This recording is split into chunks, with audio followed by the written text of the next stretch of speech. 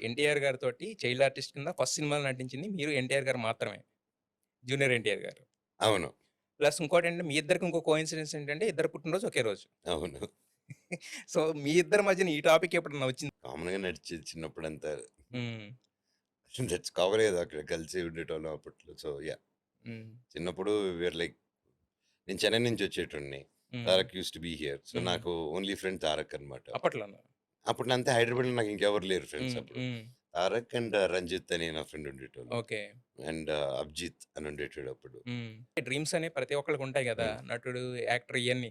ఇయేనా ఉండేయా? లేకపోతే జస్ట్ తిరగడం లేకపోతే ఇది ఇంతే ఉండేదా మీకు? అంటే ఫ్రెండ్‌షిప్ అంటే ఎలా ఉండేదండి? అండ్ మా ఇంట్లో నేను తన ఇంట్లో అలా ఆడుకున్నాం అంతే. ఎప్పుడు హ్మ్. ఆటలు ఇలా హ్మ్. చేసేవాళ్ళం తప్ప. అండ్ హ్మ్. బయటికెళ్ళేటోళ్ళం. ఏదైనా సినిమాకి గాని అప్పుడు అంటే తోడిచ్చి సినిమాకి పంపించేటోళ్ళు. హ్మ్. వాల్డెన్‌కెళ్ళేవాళ్ళం. అప్పుడు వాల్డెన్ బుక్ స్టోర్ ఉండేది. ఓకే.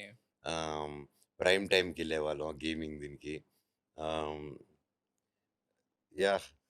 సో, అంటే those are the beautiful memories. Hmm. అంటే దాని తర్వాత మేము షిఫ్ట్ అయ్యాం ఇండస్ట్రీ ఇక్కడికి. ఇక్కడికి ఆఫ్టర్ మొత్తం మేజర్ చంద్రకాంత్. హైదరాబాదొచ్చింది. అప్పుడే చరణ్, రానా, బన్నీ హ్మ్. అంతా చెన్నై నుంచి ప్యాక్ చేసుకొని దిగామనమాట ఇక్కడికి. ఒక పిల్లల సామ్రాజ్యం అనేది పిల్ల ఒకటి సామ్రాజ్యం అనేది క్రియేట్ అయింది బాగా. క్రియేట్ అయింది. Yes sir. 10 ఇయర్స్ ఏజ్‌లో మామూలుగా నటించడం వేరు. బట్ నటుడిగా ఇంక నా కెరీర్ ఇదే అని ఫిక్స్ అయిపోయిన టైం ఒకటుంటది గదా! ఎప్పుడు? పుట్టినప్పటి నుంచి. హ్మ్. పుట్టినప్పటి అంతే. నుంచి ఫిక్స్. ఇంకేం తెలీదు. యాక్టర్ తిరిగినప్పుడు. అందుకే హ్మ్. అంత మంచి స్టడీస్ నాది. Beautiful educational marks. అంటే ఆక్స్‌ఫర్డ్. ఆక్స్‌ఫర్డ్ వాళ్ళు పిలుస్తున్నారు ఈ రోజుటికి రా ఎందుకు అనేసి నేనేం ఉండండి వస్తాను. ఓకే. ఎందుకు 10థ్ క్లాస్‌లో వచ్చిన మార్క్స్ చూసా? ఫస్ట్ స్టాండర్డ్ నుంచి వచ్చే మార్క్స్ చూసి. ఓకే. ఫస్ట్ స్టాండర్డ్ నుంచి 12థ్ క్లాస్ వరకు ఇలాగే ఎలా మెయింటైన్ చేసావు? బాగా మెయింటైన్ చేసావు. ఇలా మెయింటైన్ చేయడం చాలా కష్టం ఓకే. అని చెప్పేసి మరి అంత మంచి ఇంగ్లీష్ మాట్లాడతారా సార్? నా అక్క ఎవరు? హ్మ్. ఇంట్లోనే ఉంది కదా నాకు ఆక్స్‌ఫర్డ్. ఆర్ అలా దొర్లుతా ఉంటదా? రాయ్. మిర్రాయ్. మిర్రాయ్ అనుకోవడం రాయ్. మిర్రాయ్. కింద పడి దొర్రాల. యెస్. యెస్. దొర్రాల. దొర్లా ఆర్ కూడా రోల్ చేశాడు. రీసెంట్‌గా ఇంటర్వ్యూ చేశాను. హ్మ్. ఆమన్నారు, "మిగతా వాళ్ళందరూ నన్ను ఫాలో అవ్వడం వేరు. మా తమ్ముడు ఫాలో అయ్యి నా ముందే చెప్పడం వేరు. నాకు చాలా ప్రౌడ్‌గా ఫీల్ అయ్యాను ఆ రోజు" అని చెప్పేసి. బేసిక్‌గా మనకెంత ఇదున్నా కూడా ఇంట్లో వాళ్ళు చెప్తారు. "ముందు చదువుకోరా తర్వాత మిగతా సినిమాలు అవన్నీ" అని చెప్తా ఉంటారు అవును. కదా! మీరు మిమ్మల్ని ఏ రోజు చదువు గురించి, స్టడీస్ నే గురించి ఫోర్స్ దానికి చేయలేదా? ఆ కోటింగ్ పడేది. ఆహా!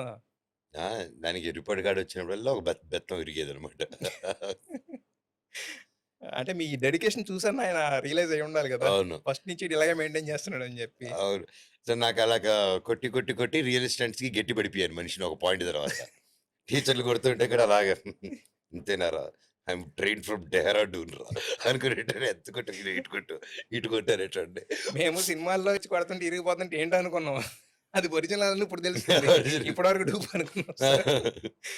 ఒకప్పుడు మనం జేసిన పనులు ఆ టైంకేంటంటే కరెక్ట్ అనిపిస్తాయి. ఆ టైంకి ఇది అనిపిస్తాయి. బట్ తర్వాత ఇప్పుడు జూసుకుంటుంటే మనల్ని జూసి మనమే హ్మ్. నవ్వుకునేలా ఉంటాయి. ఫూలిష్‌గా అనిపిస్తాయి. సో, అలాంటి ఎక్స్‌పీరియన్సెస్ ఏమన్నా ఉన్నాయా మీ లైఫ్‌లో? అలాంటి అనుభవాలు ఏమన్నా ఉన్నాయా షేర్ జేసుకోవాలంటే? చిన్నప్పుడైతే నాకు ఉన్నింది మా అమ్మమ్మ 'తారక్' విషయంలోనే. హ్మ్. ఎక్స్‌పెరిమెంట్ అని చెప్పి కార్‌లో కూర్చొనిబెట్టి బెలూన్ ఎలిగిచ్చి, ఆ! అదలా కారుతుంది. ఇదిగో చూడురా భలే కారుతుందని చెప్పి ఇట్టన్నాను. అదెళ్ళిపోయి తారక్కి ఇలా అతుక్కుపోయింది. ఆ రబ్బర్ కాలిపోయి రబ్బరు. ఆ! ఇంకా మా అమ్మమ్మ ఏడ్చాడు. ఆ! మామూలుగా ఏడవలేదు పాపం. ఇంకా మా అమ్మమ్మ కొట్టింది నన్ను. తరిమి అంత పెద్దావిడ అప్పుడే పెద్దావిడావిడ. ఆ! ఫిల్మ్ నగర్ ఇంట్లో చుట్టూరా చెట్లలో పరిగెస్తున్నా పట్టుకొని లంబడి కొడుకుని పట్టుకొని అని చెప్పి బిడ్డని చంపేస్తారా? అక్కడ పాపం అందరూ ట్రీట్మెంట్ స్టార్ట్ చేశారు తారక్‌కి. ఇంకా నన్నైతే అసలు ఆ! ఆ రోజు కొట్టినట్టు నా మా అమ్మమ్మ ఎప్పుడూ కొట్టలేదు కదా అప్పుడు. బిడ్డని మ and I felt guilty for a long time అది. యెస్. యెస్. అంటే నాకలా అంటే తెలియకుండా ఊరికే అలా అందాం అనుకున్నా కాదు. ఎళ్ళిపోయి అతుక్కుపోయింది. నేను భయపడిపోయాను అది చూసి. ఆహ్, ఉందా ఇప్పటికి అది? అలాంటి కొన్ని కొన్ని పోవు గదా! యాక్చువల్‌గా అవన్నీ. ఏవో ఉండే ఉంటుంది కొంచెం లైట్‌గా. ఆ! 10 ఇయర్స్ బ్యాక్ వరకు ఉన్నింది. అంటారు మాసిపోని గుర్తులు. మాది చూసినప్పుడల్లా నాకు కూడా యెస్ సార్. అయితే ఫ్యామిలీలో చిన్నవాడిగా పుట్టడం వల్ల కొన్ని అడ్వాంటేజెస్ ఉంటాయి బేసిక్‌గా. హ్మ్. ఎవరన్నా ఏదన్నా పని చేసినా కూడా చిన్నవాళ్ళేంటంటే పరిగెట్టి పారిపోతారు. పెద్దవాళ్ళు దొరికిపోతారు, తన్నులు తింటారు. ఇలా హ్మ్. ఉంటది. సో, మీ జీవితంలో ఎప్పుడన్నా ఇలాంటియి ఏమన్నా ఉన్నాయా? ఫస్ట్ నన్ను ఇరికిచ్చేసేటోళ్ళు ముందు ఈజీ ప్రాడక్ట్. అది. అదేంటిది అంత ఈజీగా దొరికిపోయేవాళ్ళు మీరు? అవును. I was the scapegoat అనమాట. ఆ! చేసి ఏదొచ్చినా ఏదైనా చేసినా నుంచునేవాళ్ళు అక్కడే. అంతే నా మీదే ఏస్తారు. సో, ఆటోమేటిక్‌గా నాకు అదేంటంటే అది కరెక్ట్‌గా నా మీద చేస్తే వచ్చి అతుక్కునేది కూడా కరెక్ట్. వీడు చేసే ఉంటాడు. హ్మ్. అని నేను చెప్పలే అంటే చెప్పేది ఇంక మాటలు లేవు, మాట్లాడుకోవడాలు లేవు. హ్మ్. దబిడి దిబిడే. దబిడి దిబిడి.